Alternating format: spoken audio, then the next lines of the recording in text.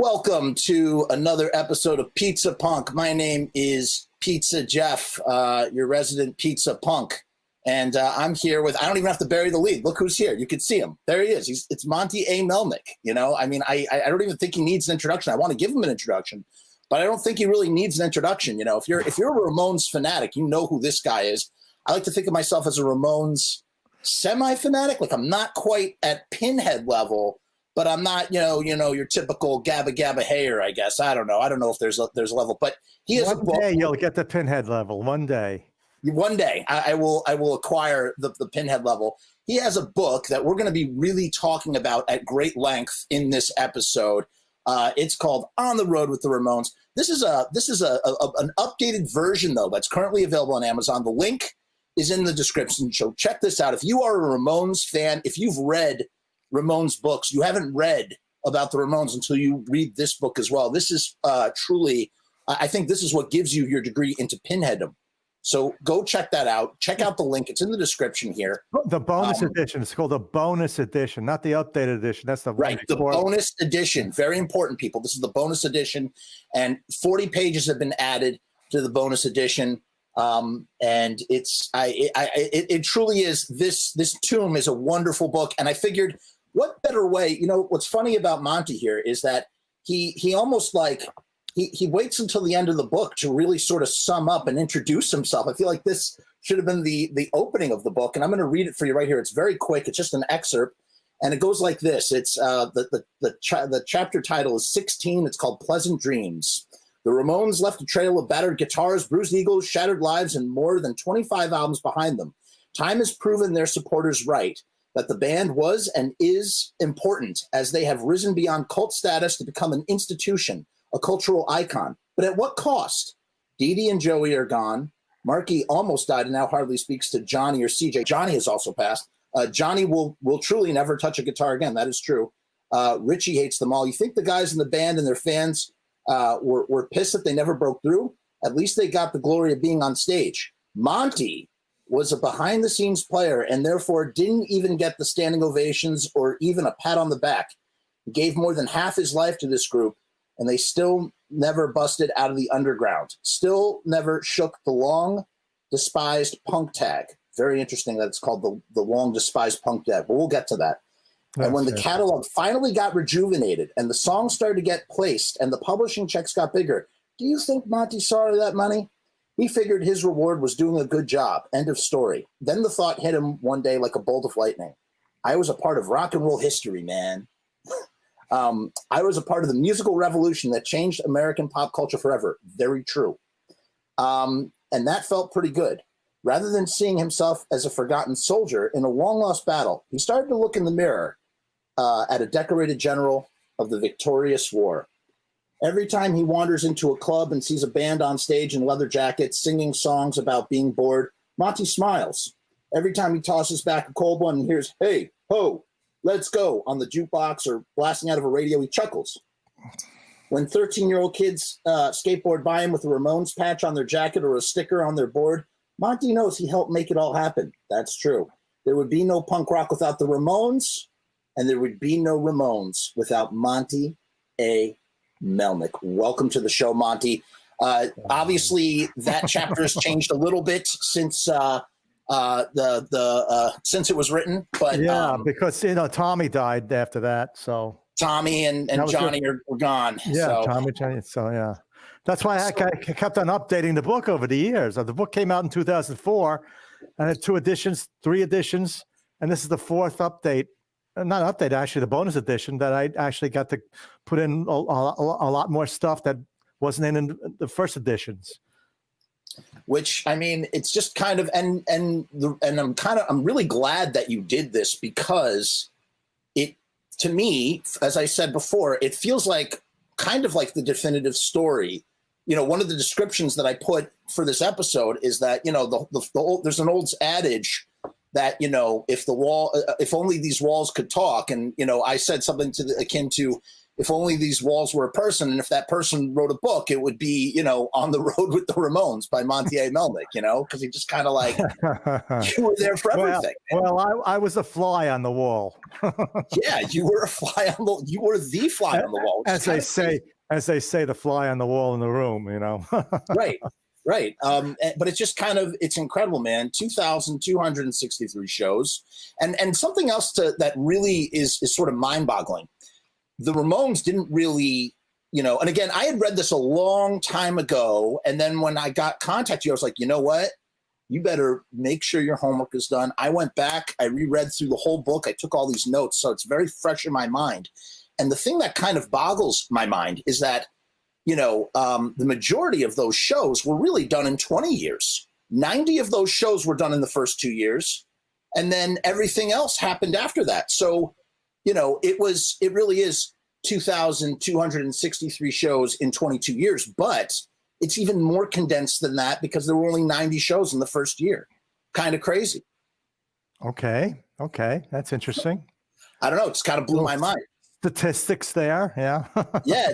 I was pouring over the data and just sort of like, just blown away that, you kind of have to shave off 2 years. And that, I guess it's, if you look at it from a big picture, I know if you not year by year, this wouldn't make any sense, but big picture wise, it's like, it's averaging 200 gigs a year, I know I know it wasn't exactly 200 gigs a year. Well, yeah. They were basically a touring band, they couldn't sell records and they had a tour, and that's where they made the money, touring, merchandising. And that seems to be one of the great themes of the Ramones story. We get to look at it from the big picture.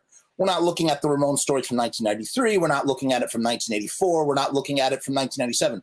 We get to see it, 20 years after the Rock and Roll Hall of Fame, at a time where, and I've said this several times. I actually got into a bunch of fights with some Beatles nerds over this.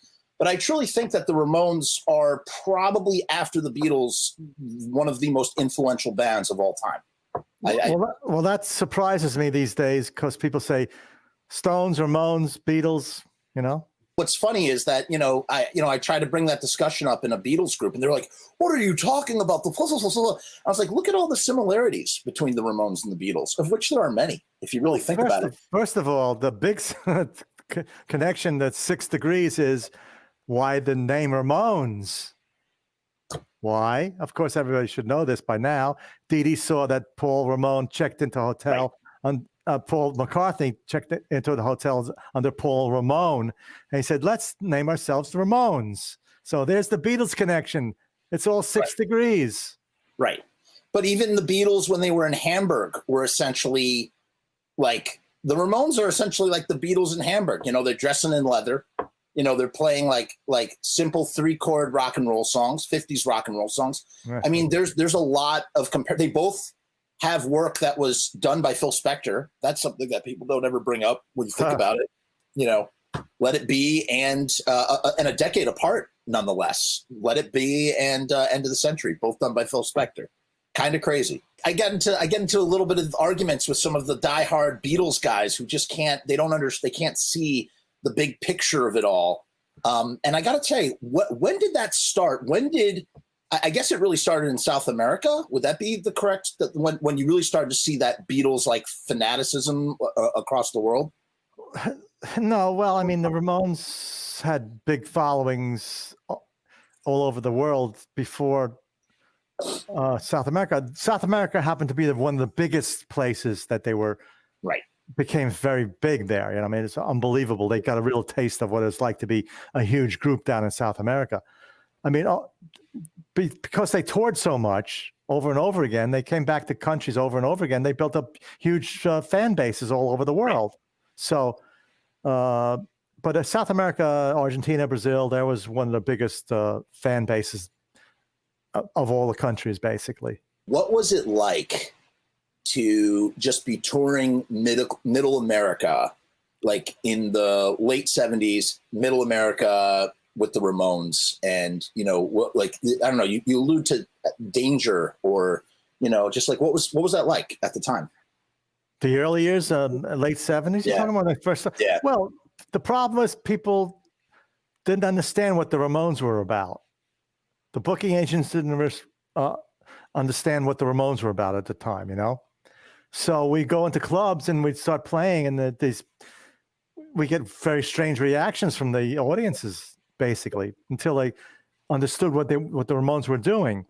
A lot of times the booking agents would put us on bills with they didn't understand what the Ramones were about. So they put us on in front of Black Sabbath, in front of Ted Nugent, in front of Toto, Right. Mike Oldfield. They didn't understand what the Ramones were about, you know? So it took a while to generate the whole thing where the kids understood what was going on, you know? When we played small clubs, kids would come and see the Ramones and say, hey, look, we could do that. That's not that hard, you know? That's a legacy of the Ramones, basically. They went around to all the different cities. And the nooks and crannies. Yeah, right? all the small cities and all over the world. And kids came on and saw them and said, you know, hey, they can do that. They're doing that. We can do that. So all these bands give credit to the Ramones for starting. It's amazing. That's what happened. You know, that's the legacy of the Ramones, basically. It's something else. Let me ask you this question. This is an interesting question. So at some point there's like this sort of break. It's like a divergence. There's like a divergence in the genres. And I know maybe like it's kind of weird for you, you know, especially considering how you saw things. Maybe it's a little weird for you to think of things with labels and genres, but this idea of like, you have like the tree of what, you know, this music that's being labeled punk rock. And then all of a sudden, you know, Sid kills Nancy and, you know, the Sex Pistols combust, and all of a sudden punk has this negative, you know, like pejorative, like connotation you talked about in that chapter. And there's like a split. And you have the letter. There's the letter from Blondie saying like, you know, we're not, we don't identify as punk. We're not punk. And then all of a sudden they're doing like, you know, Heart of Glass and breaking through. And you have these things like New Wave happening. And then you have on the other side, you have like all the hardcore bands forming, and you have like hardcore punk. And then the Ramones just sort of kind of like, they kind of like stay in the middle. Were you cognizant of this split happening at the time, or is that really sort of a retrospective? No. It was there because the Sex Pistols kind of poisoned the whole thing. What was going on? We would go to different cities, and I'd check into a hotel, and behind the desk it would say, "Ramones, be careful, they're dangerous," you know, because the Sex Pistols were out there, you know, throwing up, spitting, anarchy, blah blah blah, punk, and here the Ramones were, you know, grouped into punk rock. They didn't really like that name. They didn't want to be called punk rock. They wanted to be called rock and roll, basically, you know. They hated the name punk rock, but they were grouped into that. That's a problem in the United States. They didn't get enough play on the radios because the radio stations say, the Sex Pistols are going to come in, they're going to throw up, they're going to be crazy, they're going to be spit, blah, blah, blah, you know. Ignore the Ramones. That's why they couldn't get on the radio in the States. That really held them back. That was a problem. Was it ever pitched to the Ramones of like, hey, would you guys call yourselves New Wave so you can sell some not new. Definitely not new. Definitely not New Wave. Just rock and roll. Rock and roll. You know. Just the problem is that punk got associated with the Sex Pistols and all that crazy needle, you know, safety pins and all that crazy stuff, and that wasn't the Ramones, you know. To go back to the touring thing for a minute, another thing that you guys encountered was that you would do a set. You do these sets that were lightning fast, you know, 30-minute set, 20-minute set, whatever, but you're contracted to play 2 hours of music, and people are getting upset, you know, promoters or the owners and stuff. What was that? How was that solution? How was that fixed? At some point, was it just like, hey, heads up, we only do a 30-minute set, just so you're aware, don't, you know, or what do you do in those situations? Initially, in the beginning, we played the short set, and then we go to these clubs like we were in Bremerton, Washington, you know, crazy. Right. You know, in the early years, we played short sets. So we go into a small club in Washington, Bremerton, you know, a logging town with lumberjacks, and we play 30 minutes, and the club owner would come to me and said, that's not enough, you know. So we played the set twice, but eventually that's what you do. You played the set twice. Gotcha. Yeah, in the beginning, but you know, over the years they added more songs, so it wasn't a problem. But in the early years, it was a big problem. To go back to the Beatles one more time, interesting story my friend told me. He said he met the Ramones, and I don't know what era this was. I don't know the year. But he said he walked up to Joey Ramone. He was backstage or something. He said, "Hey, Joey, how come you guys don't ever cover the Beatles?" And that Joey said something along the lines of like, "You can't mess with perfection, man. You can't mess with perfection." Was there any? Did they ever discuss covering the Beatles, or was there that kind of reverence for the Beatles within the band, even while they were together? No, I don't think that ever happened. There's a story that Johnny went to Shea Stadium when the Beatles played, and he was a Rolling Stone fan. Yes. And he brought rocks, so he wasn't terrifically a big fan of the Beatles. That never That's came pretty up. Punk rock. That's pretty punk rock. Yeah. Punk rock. Yeah, literally. Punk throwing rocks. There was never discussed playing a Beatles song because they did that Acid Eaters, which was all the covered songs, and they didn't really discuss playing a Beatles song. Let's go back for a second. I want to talk about the significance of a date, July 4th, 1976. In a weird kind of way, again, with all this talk about the Beatles, it's like, the Beatles and the Stones and all those bands got their start because, you had this sort of shift where all this music is coming to England. All the English kids are listening to music, and then they're invading America in the 60s. And then the weirdest thing happens. It's like a reverse of that, where the Ramones go over to England and invade and basically do the same thing with punk rock. Could you feel the electricity in the air of that time? Like, did it really feel like something was about to explode, or what was that like? Like, what's the deal with that?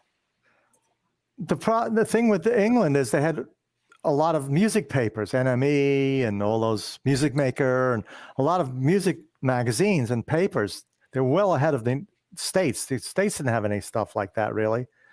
So they were very into music at the time. So when the Ramones came over, they picked up on all the Ramones feel and stuff, and all these groups and kids saw that. So that's why they became big in England, bigger in England than the United States at that time, because of the music papers and the radio station. The BBC played the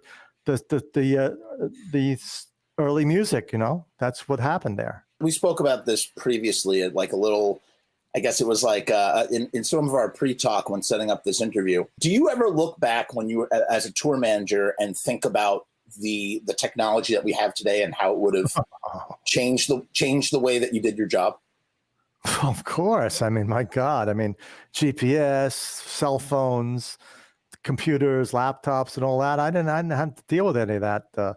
Unfortunately, it wasn't around. So when I had to route a tour, I'd go to AAA and get the maps of each city and Xerox the maps and highlight the maps and hand them out to the crew and the trucks and stuff. We didn't have GPS and stuff like that. It would have been much easier, Yeah. Oh, for sure. I mean, it's kind of what's interesting to me is that it almost sounds like you have to be. It's almost like you have to be like 20 more extra steps ahead of the flow of the day because, you didn't have information at your fingertips the way that you could have had information at your fingertips. Well, I had to dig out the information that I needed from where I get it, which like getting maps from AAA, or there was no cell phones at the time. But later on I had a cell phone, but it wasn't as big as it is now. Yeah, you just you deal with what you can do. It's a lot easier now. I'll tell you that. Yeah. Oh my goodness, I can't even. I had the brief experience. I did 2 tours with a band. I'm not a musician or anything, but I did 2 tours, and so I just getting to see that sort of perspective of what it's like to be on a tour. I can't even imagine I can't even imagine what it turns into when you're on the road for 6 months out of the year, and just sort of every night. And, how sometimes it must blur. Does it all blur together for you? Or can you very specifically tell the difference between 1983 and 1986? You know what I mean? Right now it's one big blur. Yeah. I mean, we're talking about 20 years, 2,200, over 2,200 shows, so it's a blur. So I remember certain things, but yeah, it's a lot of stuff behind me. Right. It's I don't know. It's kind of insane that it was able to stay together. And it goes back and forth in the book, because sometimes it's like, oh, Johnny is the reason that this keeps going, but then you look on the flip side and it's like you. And I guess maybe we're in terms of like band dynamics and group dynamics. So are you and Johnny during this time, are you guys like a cohesive, united front? Or is it more like, because then you have the stuff with like the pranks and all that stuff that was going on. So it's kind of like, it kind of seems like 1 minute you guys are a cohesive front, and then the next minute it's like, oh, let's play a prank on Monty. So it's like, how does that work? Well, Johnny was basically like the general, the person who set all the rules and stuff. Right. And as far as like the pranks go, they realized that take the pranks out on me instead of each individual ones. Would there fight? Say they would do a prank on each other, then they'd do it on me. I could take it, so it took the pressure off them. That's one of the jobs of a tour manager, road manager. Take the diplomatic, take the pranks, take the pressure off the group. So I realized that. That's fine. I realized that.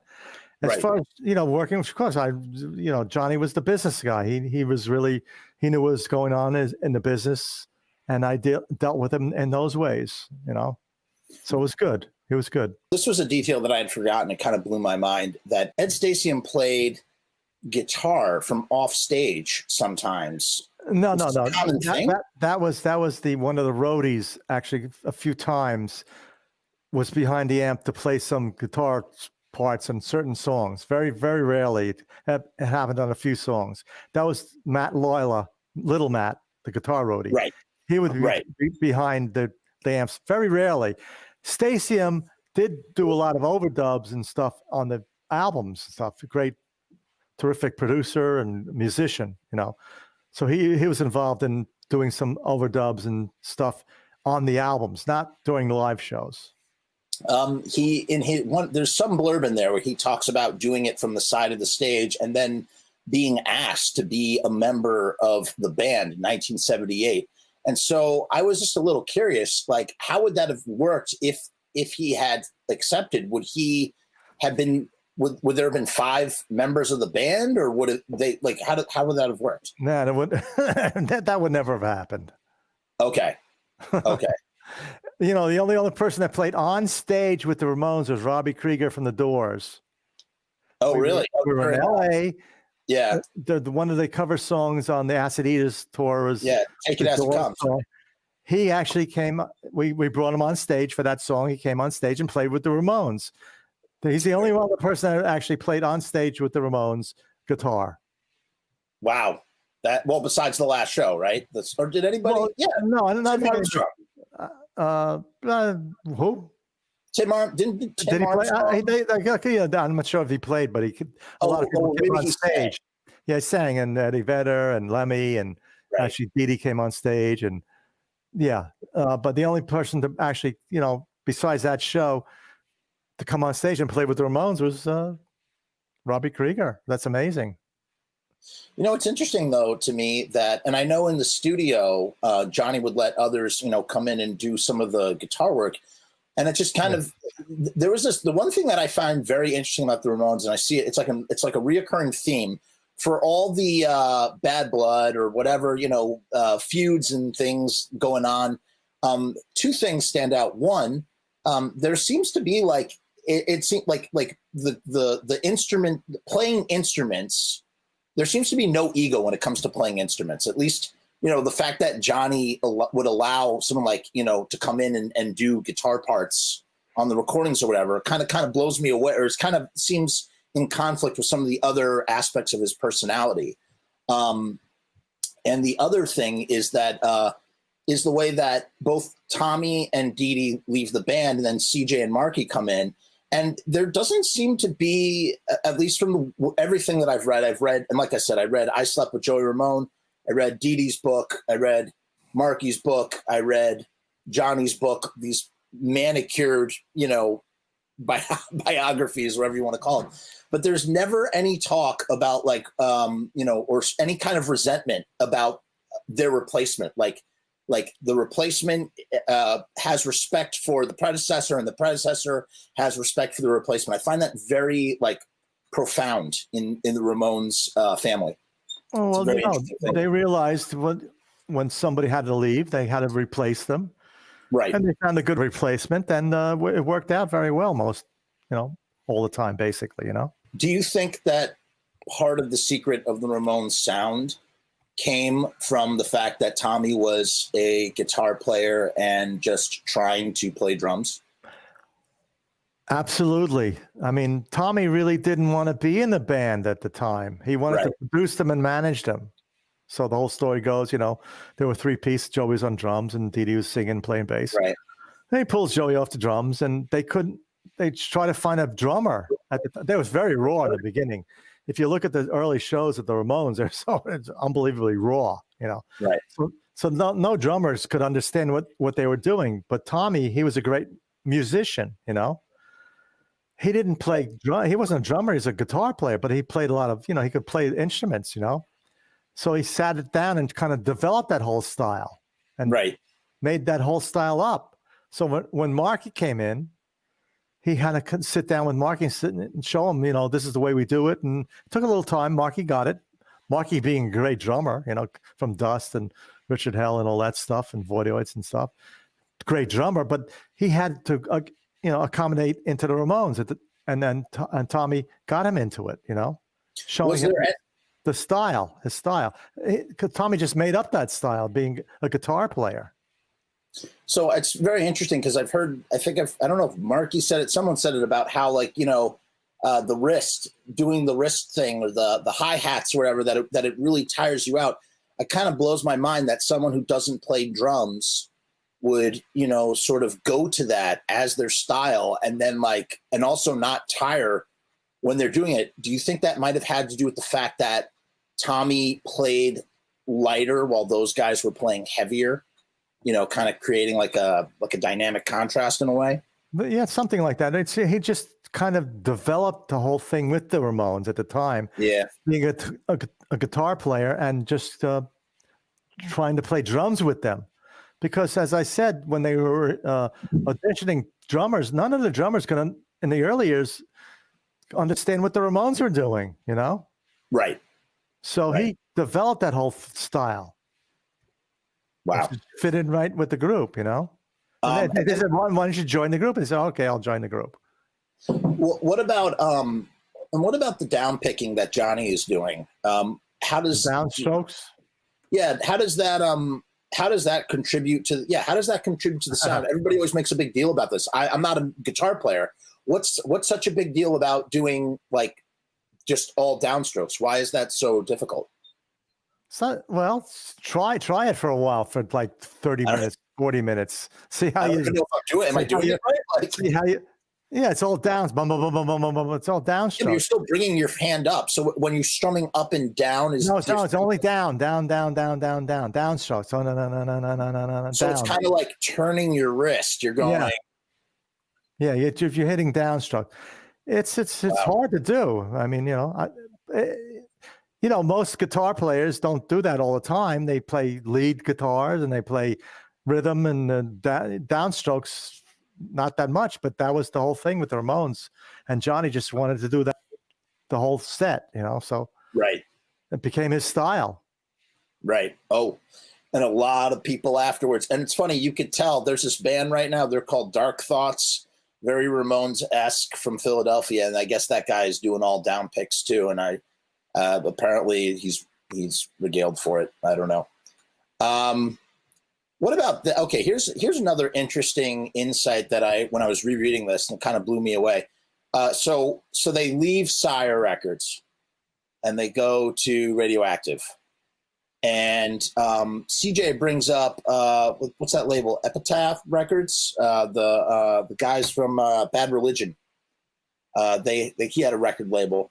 Do you think that the Ramones would have had even more longevity if they had not gone to Radioactive? Do you think they would have kept on, or that really was inconsequential? No. I mean, they split up, when they were on Radioactive, So Yeah.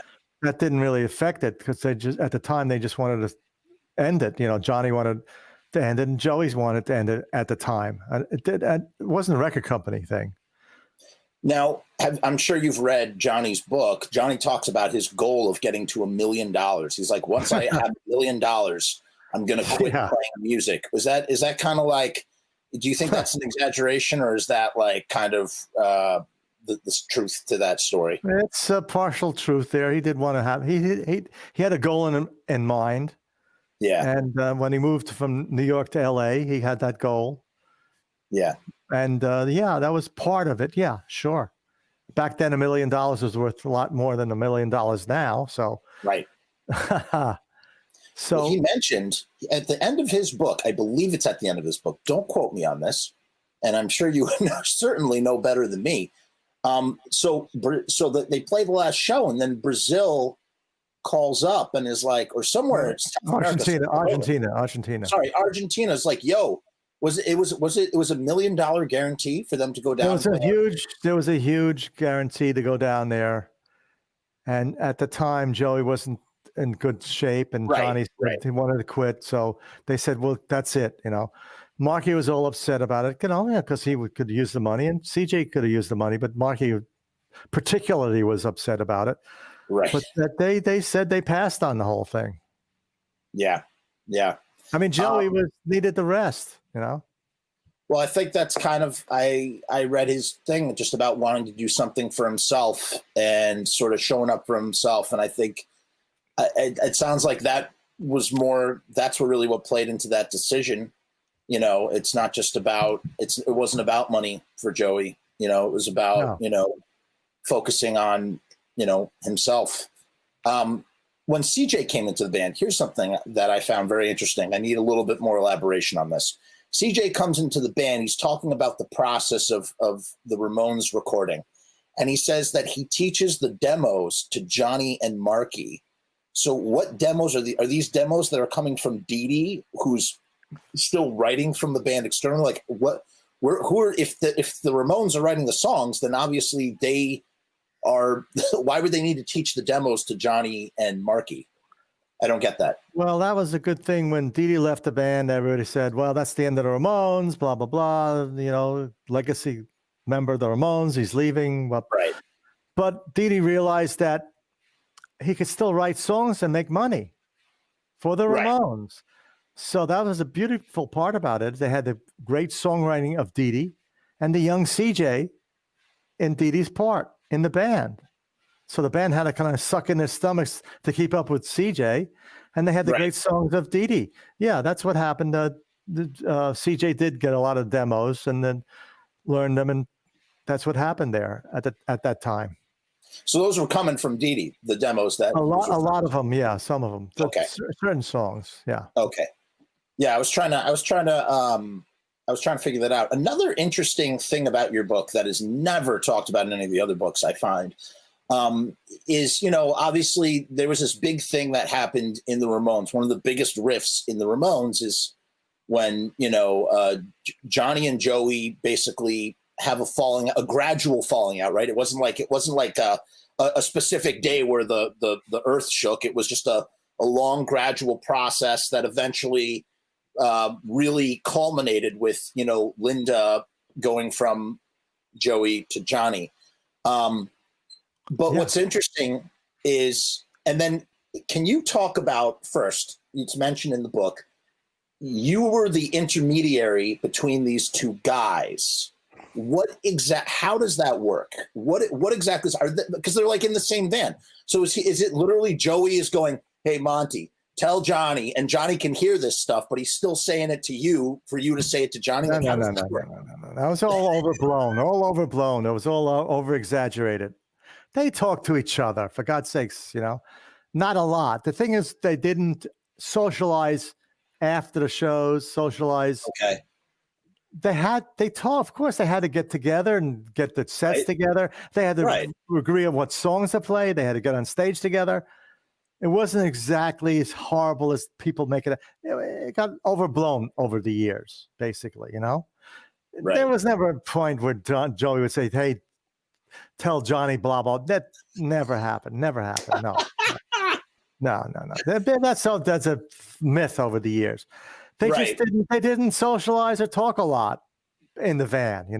They'd sit in the van and have their own little Walkmans and music and do their own things and not talk. But initially, I mean, they had to talk about what songs to play, how on the sets and the albums, and get on stage. So there was communication there. Just wasn't a huge amount of communication. There was tension there, but they kept it together because they realized that they didn't want to split up, because the whole Ramones thing, the music, going on stage, getting the feedback from the crowd, that's amazing stuff. They didn't want to give that up. You play music? You say I'm music. I am music adjacent. For me, music is my baseball. You know what I mean? Like, I don't follow sports, but you've never been on stage playing or anything like that, right?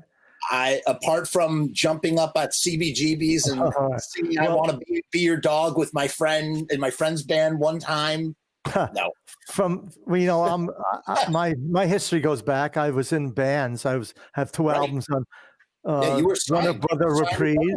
I toured with 30 Days Out, 1971, 72. We have two albums. What was it like playing with the Beach Boys, man? Amazing. What I'm trying to point out here is going on stage as a musician. Oh, okay. And when you're playing, the feedback of the audience, you're getting high if you're doing it right and well. You know what I mean? Right. So I felt that. I felt what it was like, So they also felt that, and they were go on stage. And the Ramones were huge, wow, boom, boom, huge audiences. Sometimes it's like 30,000, 40,000 people like feeding back.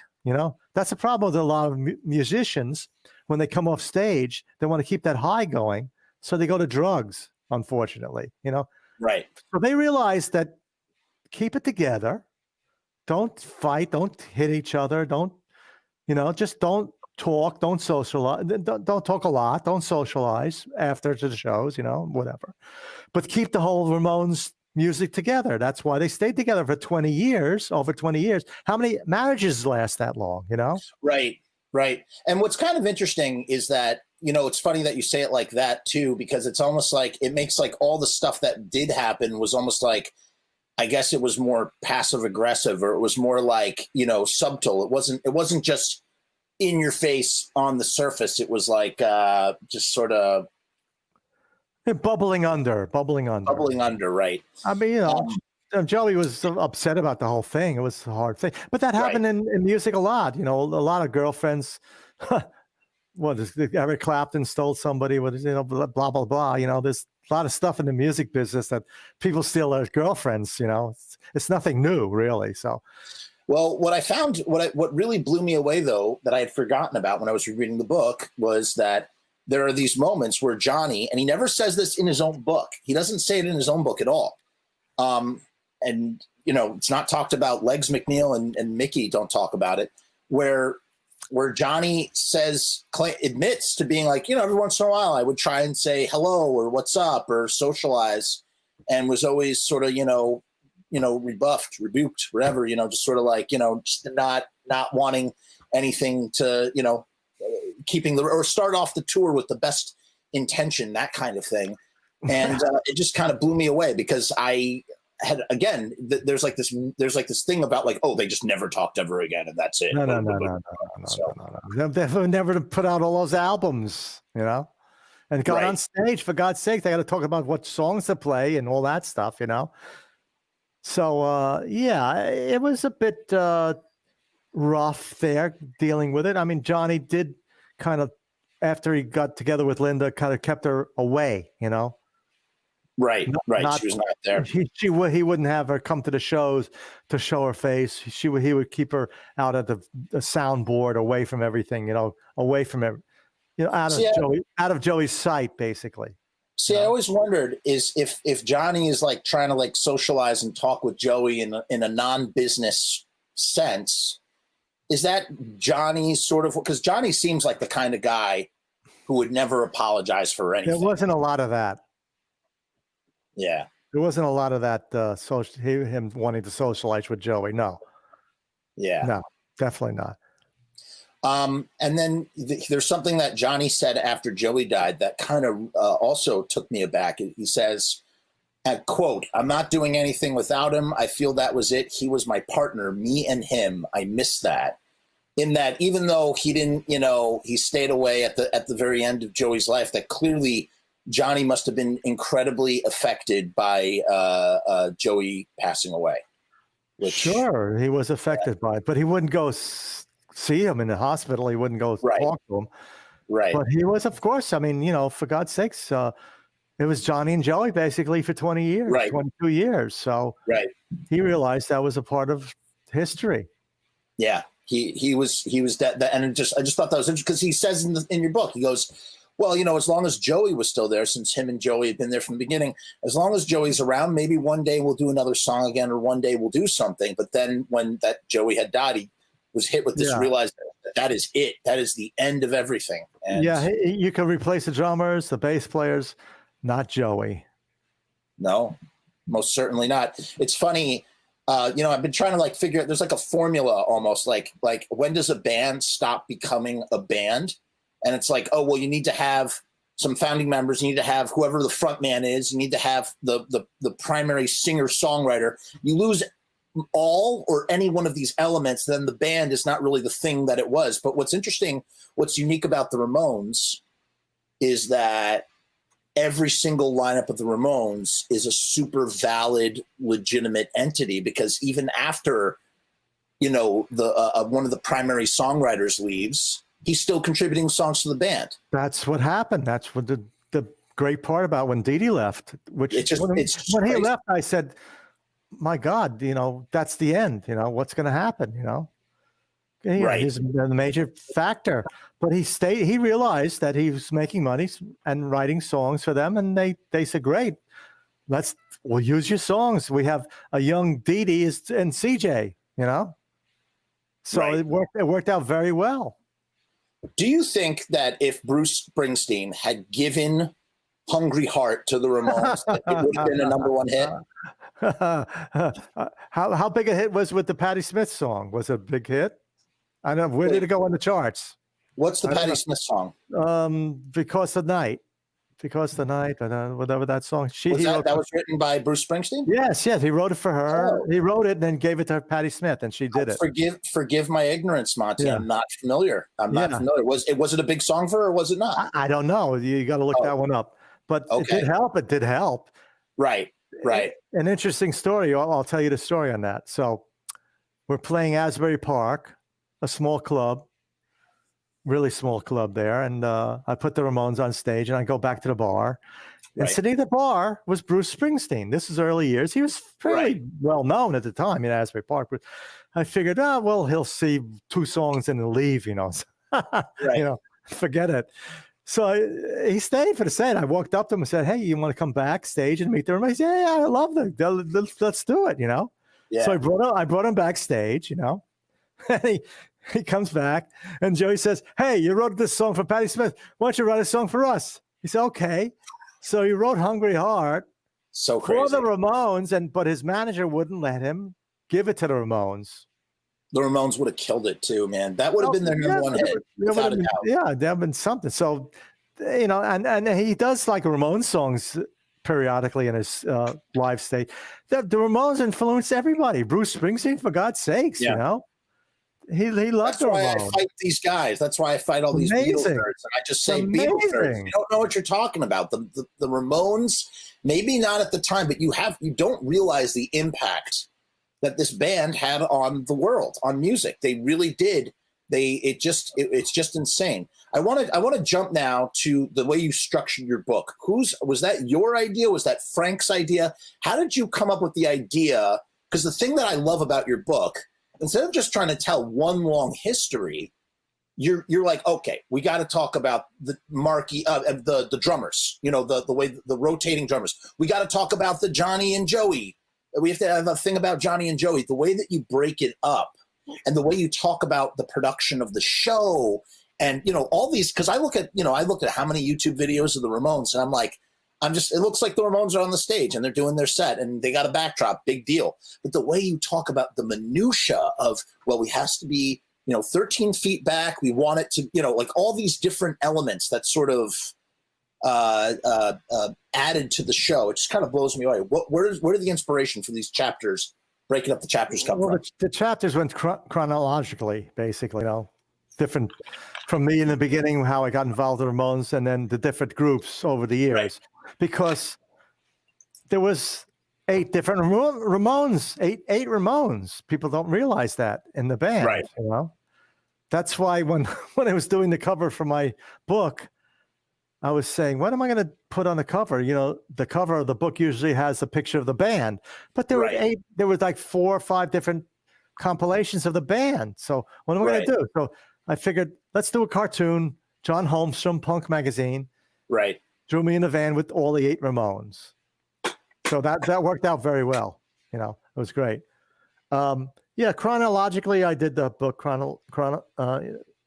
over the years. What right, happened. But what's interesting is that you devoted a chapter. It is still in order of how things happen. But what's interesting is the way that, instead of the repetitive nature of being like, and then another drummer came into the picture. It's like you just had a chapter devoted to drummers. You just had I just thought that was it was a great way to do it. It just really allowed you to focus. It wasn't confusing. It really helped you to focus on what was kind of happening in each aspect of what makes up the Ramones. Well, basically, I try to talk about each individual band at the time, the 4 members at the time. Right. And also what I'd like to do is in the book is give an idea to people what it's like behind the band. You go to a show, you see a band on stage, you don't realize what's behind the band. There's a sound man, there's a guitar roadie, there's a drum roadie, there's a light guy. If all these guys are not doing their jobs, the band's not going to look good. The band's not going to sound good. So I kind of, being a tour manager, road manager, I wanted to bring up what's behind it. There's a foundation under the band, the crew. So I kind of like build that into the book when I show the my stage setups and the riders and all that, the build up, and I talk to the crew also. People got to realize I not only had to deal with a crazy band, I had to deal with a crazy crew. Right. Double the craziness I had to deal with. So that's what I kind of wanted to bring up in my book. The underlying thing, what's going on under the band. Yeah, it's great, man. Yeah. Because they don't talk about that. Because in Dee Dee's book, Dee Dee's like, oh yeah, that my bass guitar is just there and I'm ready to play. Like there's no he doesn't have any understanding. Like and it's just sort of like nobody's really thinking about these mechanics that allow this, band that's full of people that have either just some of which are dysfunctional, but yet somehow are propelled through the tour dates to get through to the end and make it home in one piece. And there's this underlying machine that does that in the Ramones, and it's just important. It was important to highlight. I'm glad I got to see that in the. Yeah, that's what I try to bring up the crew and under the foundation under the band. People don't realize that, This was also something that I had forgotten about. So Tommy, I know Tommy co-produced Road to Ruin, but I didn't realize, and I guess it makes sense because he's exiting the band. They're bringing in Marky. Marky's going to record the drums for the songs. But Tommy, I guess Tommy had written or was a part of the writing process or part of the original, Ramones element that brought that batch of songs together. So what was Tommy, from what you remember, what was Tommy's contribution to the Road to Ruin songs? Was he a writer on those songs?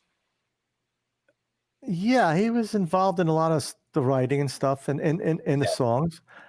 Initially, the first couple albums, they all decided to give credit to just the Ramones. There was no individual songwriting. Later on, the individual members of the band said, "Hey, look, I wrote this, I wrote that." So if you look at the later albums, they tell you who wrote the songs. In the early years, I mean, Tommy is the architect of the Ramones. I Right. mean, he was just like, he put the whole thing together. Yeah. Brilliant idea. He was he was the manager. He was the agent. He got out and tried to get people to come into the shows and put the whole thing together. People don't give enough credit to Tommy, Of course, Tommy and I mean, I grew up with Tommy. I went to junior high school with Tommy. Right. I went to high school with Tommy. I played in bands with Tommy, several different bands, Triad, Butch, and et cetera. So he was my best friend for over 50 years. So, and he was really the architect of the Ramones. And people really don't give him enough credit what he did with the Ramones, Yeah. Okay. So, some of you guys are Jewish. And when I say Jewish, I don't mean religiously Jewish. I mean, you guys are like New York Jewish, Bagel and Lox Jewish or whatever.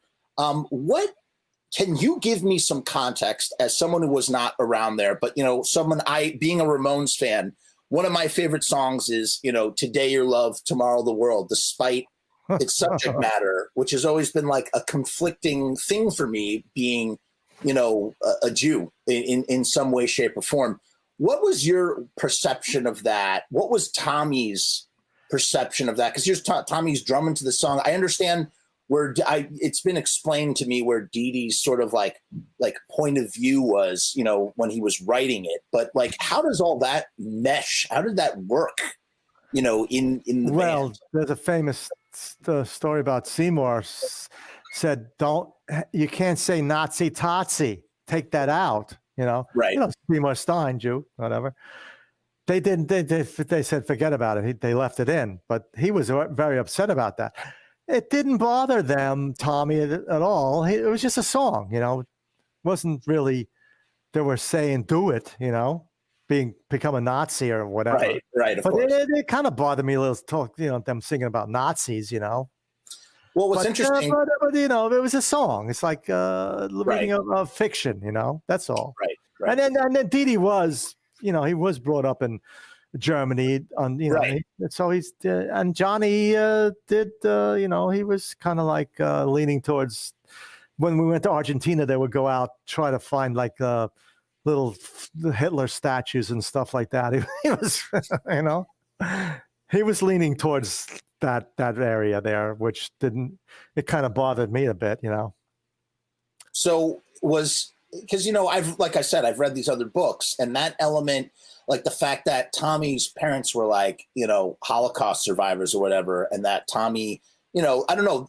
So I've heard other writers sort of take a lot of what you would call license with, how certain people felt. And I'm just kind of like, did they hear this from Tommy? No, Was to tell you the truth, it felt about this stuff? No, it never really.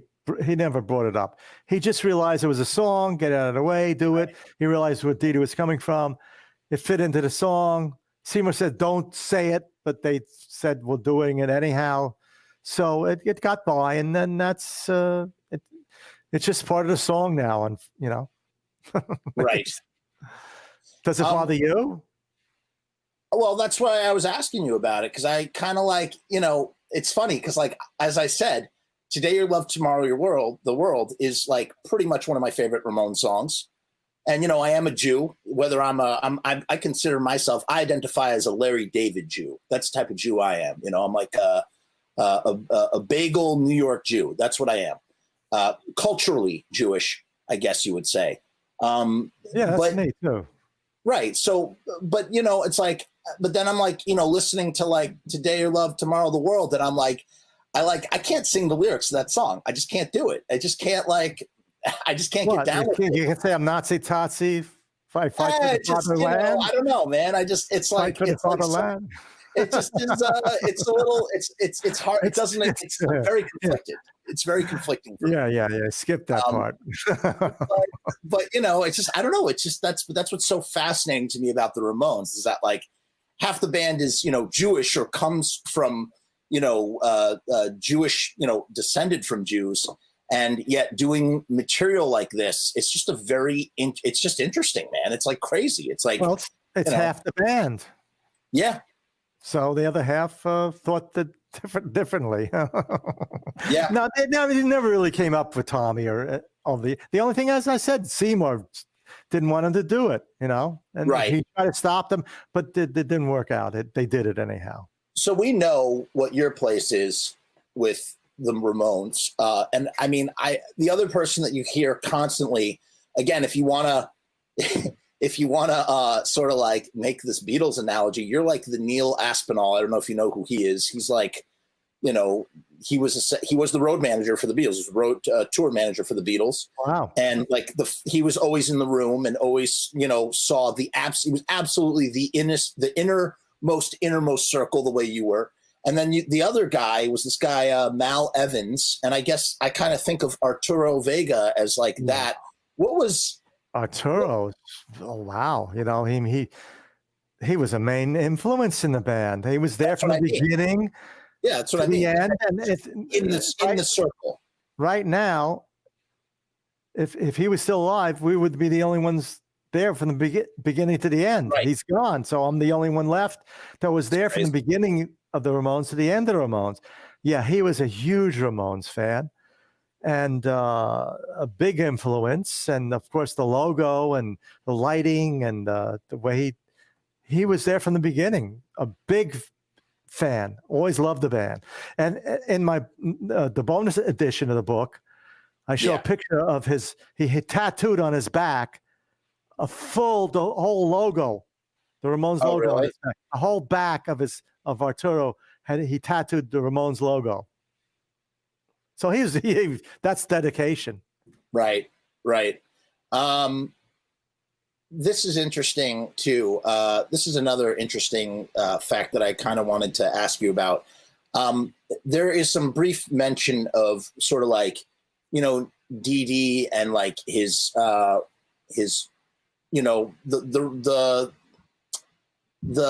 of the things that Dee Dee would get involved in. And I was just curious to know what your opinion on this is. And again, if this is inappropriate, you just let me know. I'll cut it right out. Did Dee Dee use sex as leverage, in your opinion? Not that I saw. And what I mean by that is that, like, I'm reading through your book again. I'm like reminded of like all the stuff with like the Steins and Danny Fields and stuff. And so I'm wondering if like, was that like, Dee Dee's way of kind of like, sort of like getting in with like people that had like important things to, making important decisions and stuff. Do you know what I mean? Like when I say that? A possibility, but I tell you the truth, I wasn't involved in that. I didn't see any of that personally. Right. No. Right. Let me ask you this. First gig as a trio, that was without Tommy. Tommy was not was not playing at the very first show. No, they did a trio thing, but it wasn't really a gig or something. I don't remember them playing. It might have been at a studio they played briefly. At the club that you and Tommy put together. No, it wasn't a club. It was a rehearsal recording studio called Performance Studios on 23rd Street, 23 East 23rd. On 23 East 20th Street. I'm sorry. Called Performance Studio. That's how they got together. Tommy brought them in as a trio. He said, come in and he wanted to work with them, just producing them and managing them. But he realized that the trio wasn't working out because Dee Dee couldn't sing and play bass. But he heard Joey had a good voice, so he pulled Joey off the drums. Joey had a great voice. That's how they first came into the studio at the time. I don't think they ever played a show as a trio that I remember, Oh, okay. I was just looking at March 30th, 1974. It says Performance Studio as a trio. So I was kind of... They might have done the rehearsal or something. I can't remember that. Gotcha. So, I mean, either way, they're not really... It's not really the band until Tommy comes in there anyway, right? So it's got to be, yeah. And then what else is I find very interesting is that you guys started to bring a PA with you when you were going to all those sort of like, smaller clubs to like, sort of improve the sound. What was behind that decision? Well, Why? in the early years of club dates and stuff, clubs had crappy PAs. It was awful. Yeah. So the band realized that if they wanted to sound good, we better bring in our own PA. So that's what they invested initially, early on, was in a PA system. So we schlepped around a huge PA system with us in the early years of the clubs. Eventually, all the clubs, over the years, realized they had to have better PAs, so they got better PAs. So it wasn't a big problem. But in the early years, we brought in our own sound. Right. It's very important. People don't realize that the Ramones really worked on their sound. It wasn't just like play three chords, bum bum blum, and they didn't know what they were doing. No, they worked very hard at their sound. They rehearsed a lot. Let me ask you this. All right, so everybody, there's always this. Oh, the Ramones didn't change. The Ramones didn't change. The Ramones didn't change. Blah blah blah blah. Blah. But what is interesting is Joey's voice evolves over the years, and in a wonderful way, I might add. I love later Joey's voice as much as I love early Joey's voice. Like the way he sort of changed his singing style. What was that a conscious decision? How did that? Yes. He worked on it. He actually later years he got vocal coaches and stuff. He went to vocal coaches, and before each show he'd go into another room and warm up with a warm-up tape and stuff. He really worked on his vocals quite a bit. Wow. And then they all from the beginning they were so raw, it was painful, but they worked on it. So over the years they became very proficient, because they worked on it very hard, as Joey did, as a vocal coach. What about like doing the set before they actually got on and played? They really did that every single time. Yeah, it wasn't a whole set. They would warm up. They'd play a bunch of songs. Okay. We have a little practice amp, a practice drum pad. They would come into the backstage. They would warm up, and Joey would go into another room and sing and do his vocal exercises. They would warm up with playing 4 or 5 different songs. Not the whole set, but 4 or 5 different songs, just to warm up, get going. Wow. Wow. I always thought it was the full set, and I was like, how do they do a whole set before they would? I mean, it would just be like, that would take a long time. Also, what's interesting is the need, this idea of barriers. There was a need for barriers, barricades. Of course, but in the early years, we didn't realize what was going on out there. It was kind of crazy with the mosh pits and stuff. People would want to get up on stage, and jump off the stage. Johnny he hated that. He says it's our show. I don't want anybody else on stage. So I had to make sure on the rider and talk to all the promoters and the people that worked in the clubs. We need a barrier and security in front of the barrier to keep the people off the stage. That was a big problem in the early years because they didn't realize that they needed strong barriers, and at certain places the barriers weren't very strong. The kids would push up against it and break the barriers. It was a big problem in the beginning, And then the mosh pits and all that craziness going on. The club owners and the promoters would come back to me and says, "What's going on? Stop the show! They're killing each other." I said, "No, that's just what they want to do. They want to jump around and bump into each other and slam dancing, stage jumping, all that. It's a big problem. I had to deal with that. That's why we needed good barriers and good security in front of the barriers." Do you, I mean, I don't know if you know details, and again, not asking for details here, but do you think that the Ramones made more money selling the merch? Yes. Than they did selling records? Yes. Wow. Hey, my God, their first album just went gold like a couple of years ago. Wow. After like 40 years or something. For God's sake, Right. Took long enough. Well, that's why over the years they kept on wanting to change the producers, I mean, right. Tommy and Ed, and then, then they said, let's get a producer to give us a hit. Yeah, Phil Spector, John Bavois, Graham Gouldman.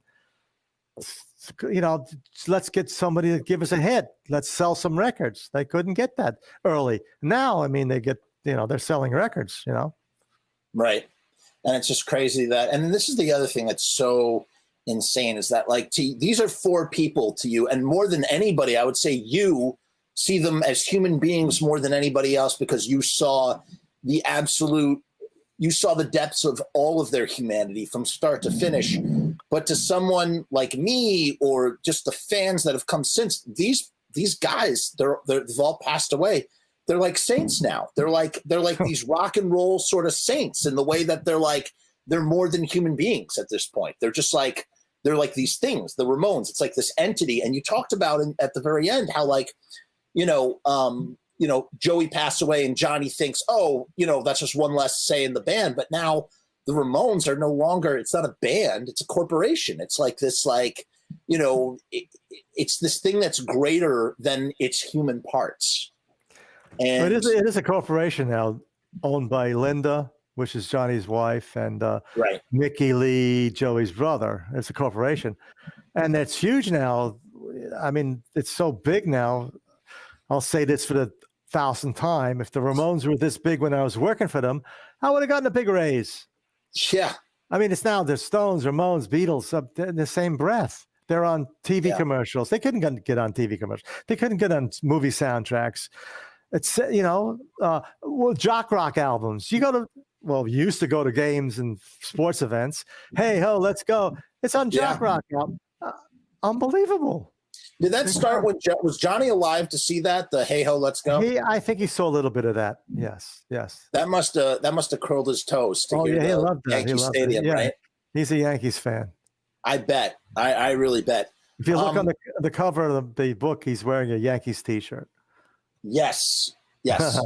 I see that. I see that right here. The cover's done by John Holstrom, who great John Holstrom. Yes.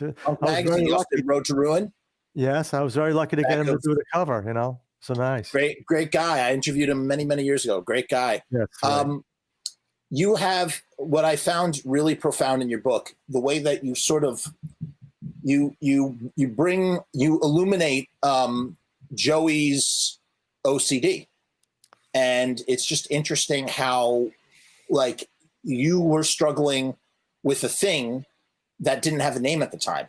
Yeah. And my question to you about that is, once it had a name, once it was like had a label, did that make it easier to sort of understand what was going on with him? Well, yeah. I mean, in the beginning, we didn't know what was happening. It wasn't named. It wasn't a fact. It wasn't a disease, or not disease, but a condition. Right. Yeah. Yeah, it was difficult in the beginning. Once they realized what it was, and he got some medicine for it, trying to help him a bit, but he still had a bad case of it. Yeah, early years was bad. We didn't know what the heck was going on.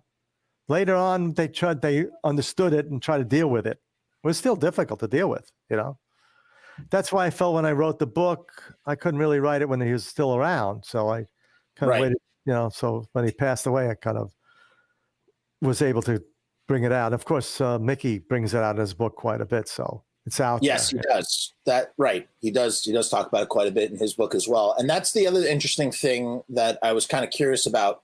Your book kind of coincides with, like, 3 out of the 4 Ramones have passed. And then, your book comes out. Was that a conscious decision of, like, if I'm going, because some of the things you talk about are in your book are definitely, harder to grasp, or, just sort of like really, truthful about, like, those dudes and, stuff about Johnny for sure.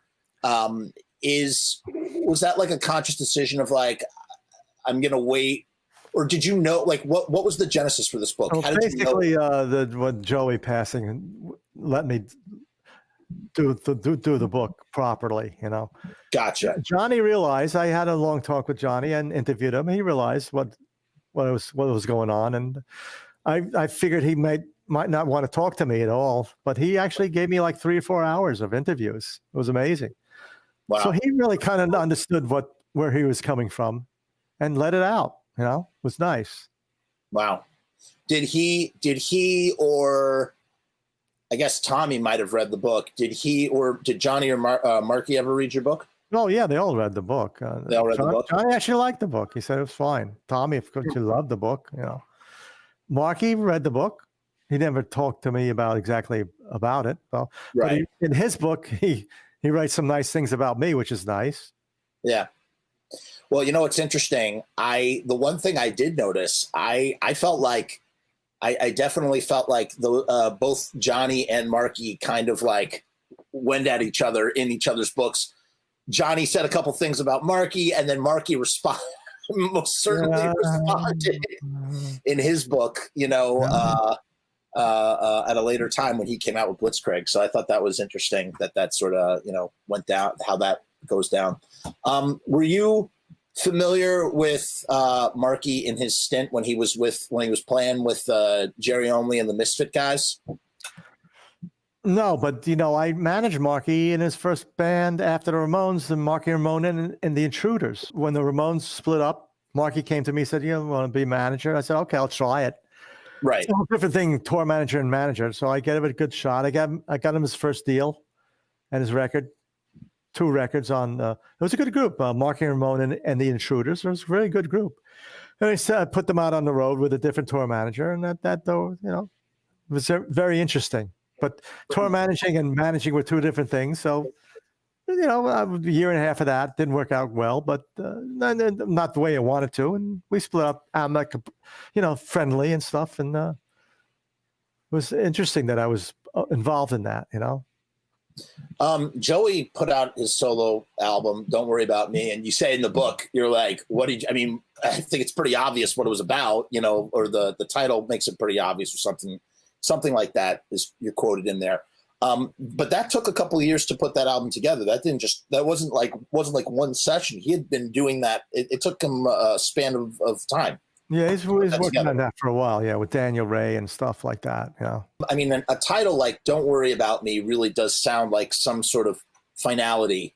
But do you think that it started off that way when he was, you know, first tackling the idea of doing a solo album, or did it eventually kind of like? Well, he always wanted to do a solo album for a long time, you know. Yeah. So when it finally came about, that title was very, apropos.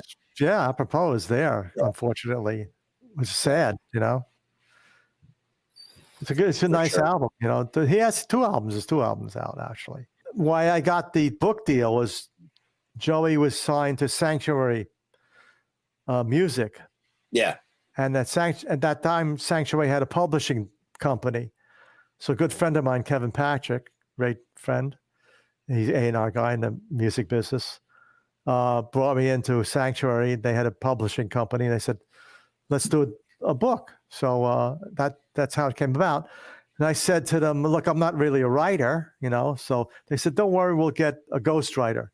So they came up with a bunch of different people. And one of the people was Frank Meyer. He did such a great job. I mean, he's such great personality and musician and a Ramones fan and journalist. So I picked him and I said, look, Frank is doing a great job. You can be co-writer on the book. Otherwise, it would just have been me with a ghostwriter. He wouldn't have been mentioned. But I said, you did a great job, Frank. Thank you. It's Frank Meyer, Monte A, Melnick. So that's how he got involved. Wow. I mean, it's, Frank, listen, right? you guys were well matched because, like I said, great. Like I said, I've read 4 or 5 books on the Ramones, trying to get the whole. I keep thinking, now I'll read Johnny's book. That'll give me another, dimension of the story. I'll read Marky's book. That'll give us another dimension. But it's not until you read Monty's book that you get the full. I think you really need to read Monty's book to get. Your book is, I think, the most unbiased too, because even though it includes you, it's really done Please Kill Me style, which is, it's an oral history. It's about oral history. Yeah. I interview a lot of people. Also, it's a great way to do it. Johnny was very influenced by my book. If you look at the way his book is laid out, it's kind of laid out like my book. Yeah. Like most books are like text, pictures in the middle. Right. Text. My book is like, that's the beautiful part about my publisher at the time. It's true. They let me put in 300 images, pictures.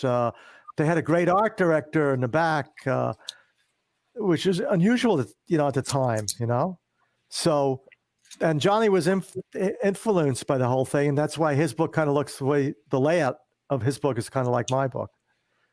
Now, what's interesting though is Johnny's book came out about 6 or 7 years after he passed away. I wonder what's the reason for that? Why he started working on it and then it got shelved because he had passed away? Well, I know initially, they were using other people to write the book. He wasn't really sitting down and writing a book. So right. That's just, he got sick and then it got sidetracked, whatever. But my book came out well before all the other books. The only book before me was Jim Bestman's book. Was right. American Band, and my book was. That's the first one I read. That was the first one I had read. My book came out after that, 2004. So my book's been around quite a bit. Since it's in 7 languages right now, so it's around. That's the amazing. world. That's wonderful, truly. The new book bonus edition is only on Amazon.com. Right. So you get link down below. Definitely check it out. If you have not scoped out this book, if you are a ginormous Ramones fan, this is definitely needs to be in your collection. You definitely need to read this to get a full scope of the story. I don't think there's anybody else more qualified to write a book about the Ramones than Monte here.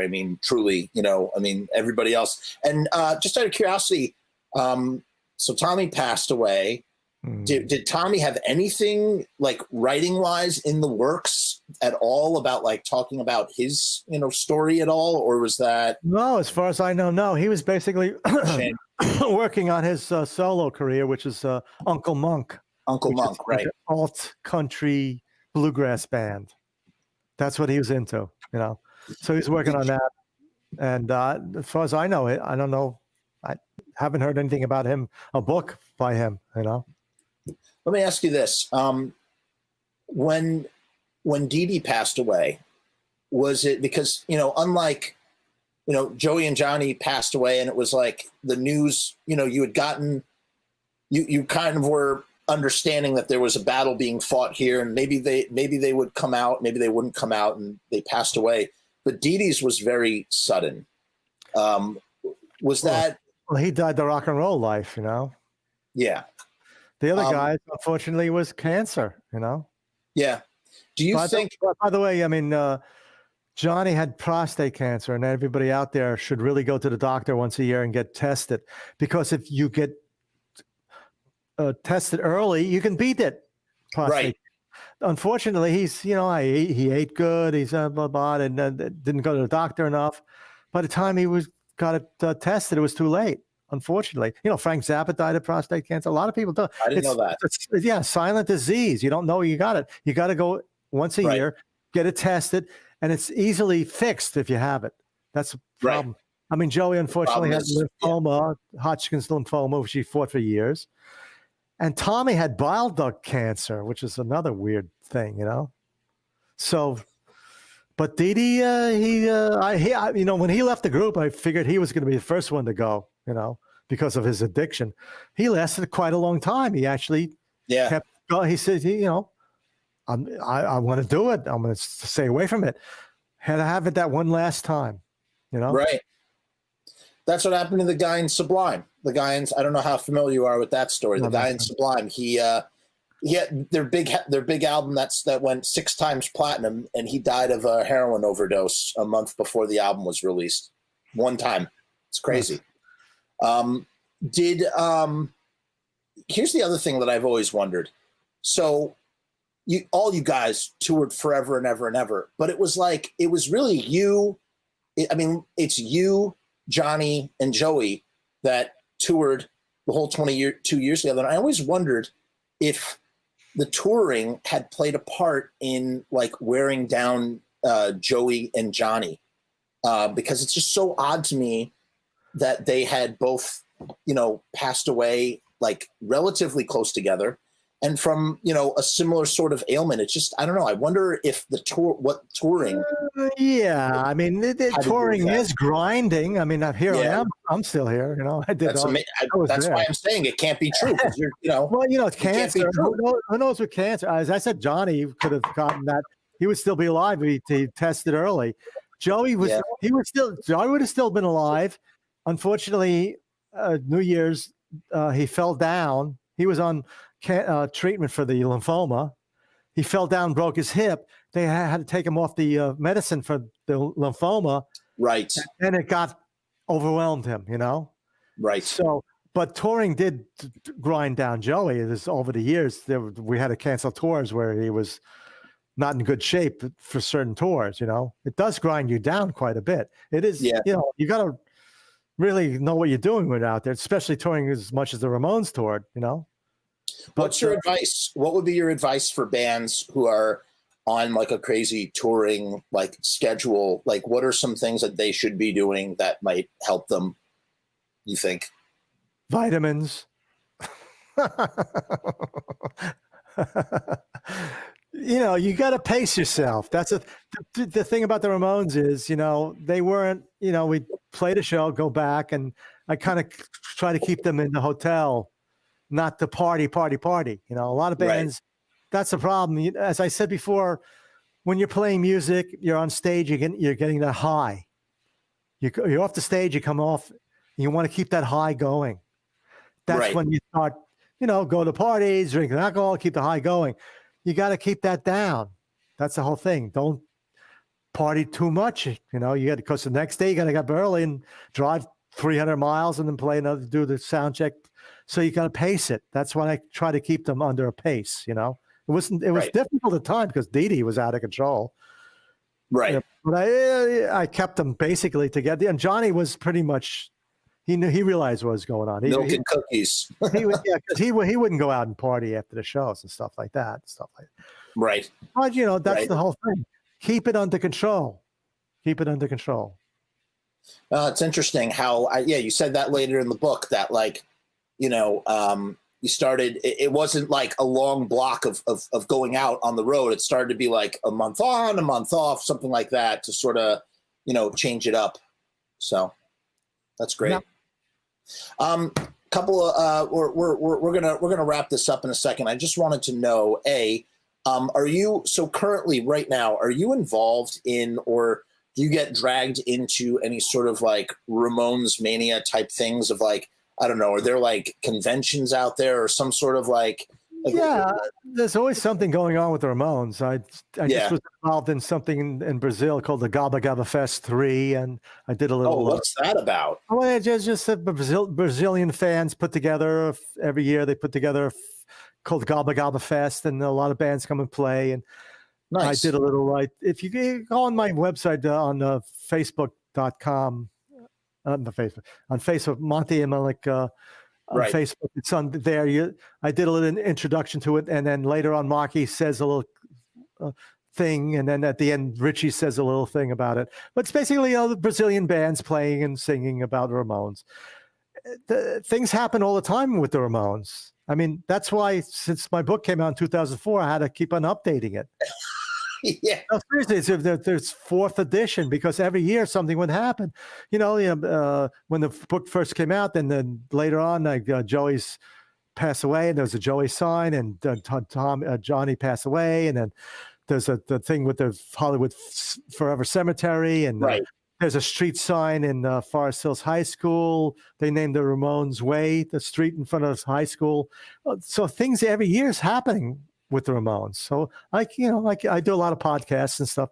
Anybody out there wants to do a podcast with me, just get in touch with me on Facebook.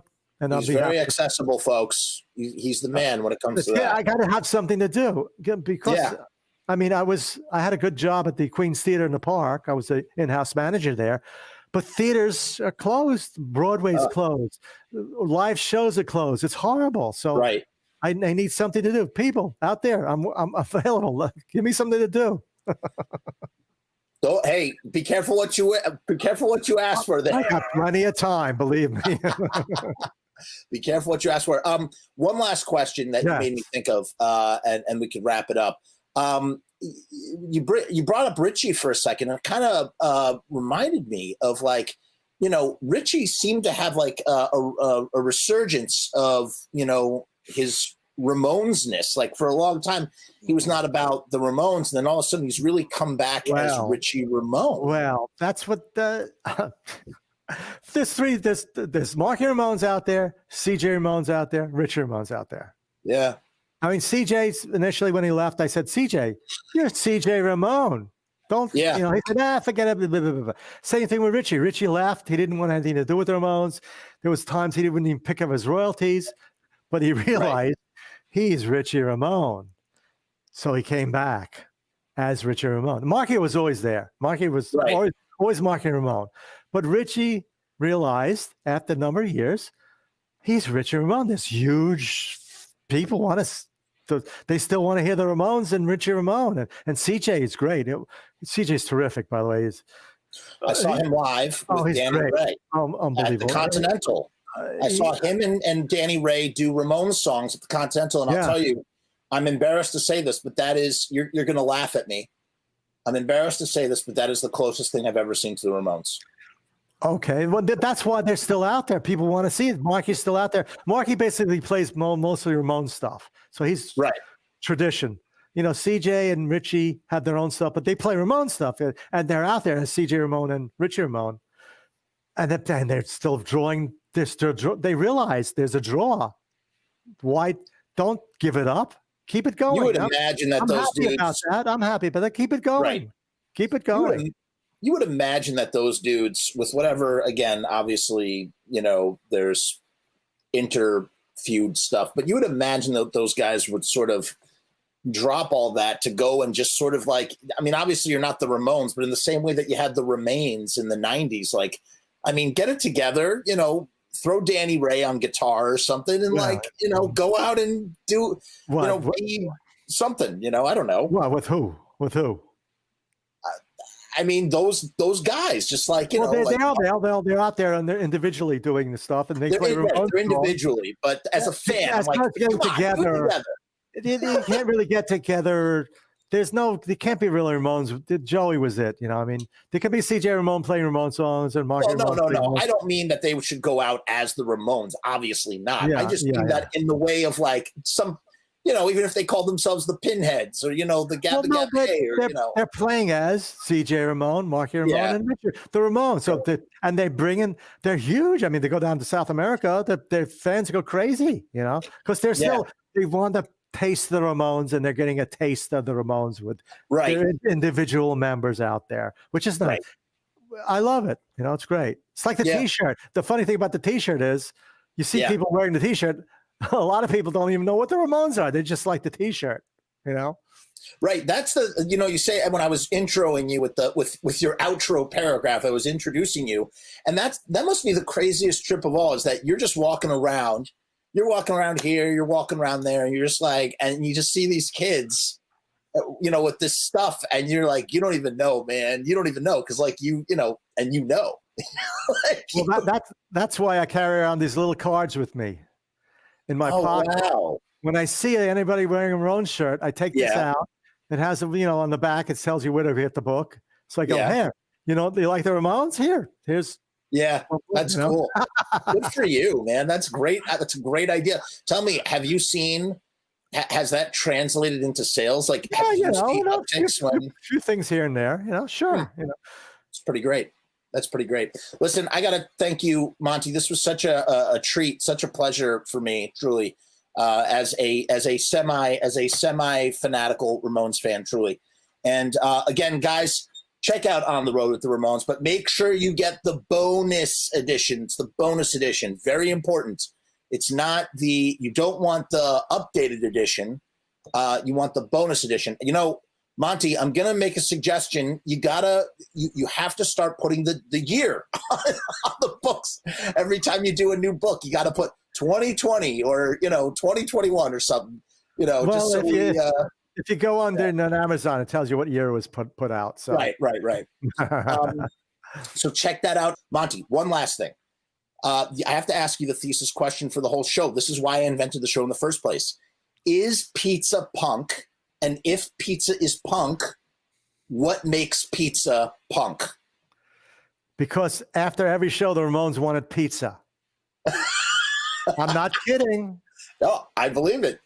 I believe it. Because they realized the funny thing about it is throughout the country, they figured the pizza's not great, but they said Domino's because they knew Domino's would be okay. So they wanted pizza after every show. You know And what's funny about in the movie, it's a funny thing about with the pizza. Right. Yeah. Right. And It's Dee true. Dee's They love online. pizza. So pizza, punk, Ramones. There you go. Yeah. There you go. And that's a thing that, again, if you read the book, you hear about how the Ramones, the one thing, much like McDonald's, if you go to any McDonald's in the United States, you're going to get the same meal. It was the same thing for the Ramones at a Ramones show. You're always going to get the same, you're going to get the consistency of a good Ramones show no matter where you are in the country. And that's what makes the Ramones so American, I guess. The world. The world, right. The world. Thank you.